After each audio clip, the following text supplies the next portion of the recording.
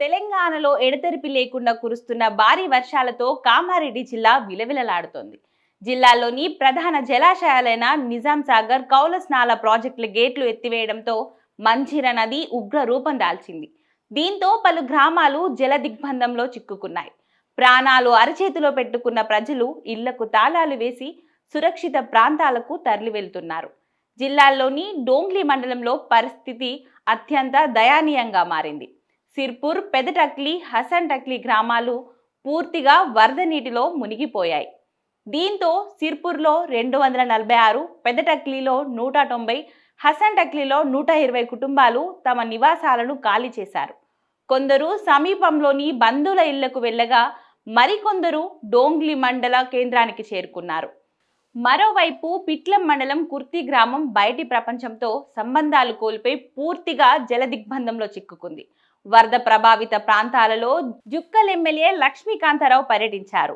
ఆలయాల్లో తలదాచుకుంటున్న బాధితులతో మాట్లాడి వారికి ధైర్యం చెప్పారు. ప్రభుత్వం అన్ని విధాలా అండగా ఉంటుందని భరోసా ఇచ్చారు.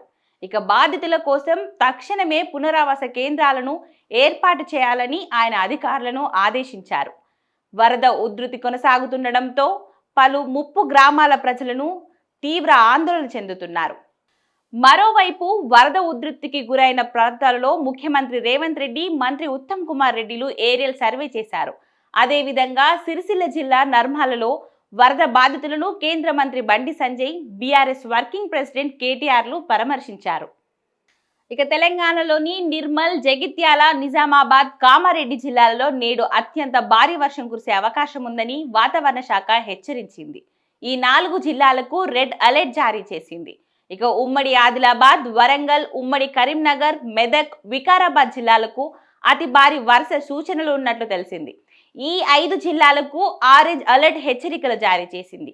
ఉమ్మడి హైదరాబాద్, రంగారెడ్డి, భద్రాద్రి, యాదగిరి, భువనగిరి, మహబూబ్ నగర్ జిల్లాలలో భారీ వర్షాలు కురిసే అవకాశం ఉన్నట్లు పేర్కొంది.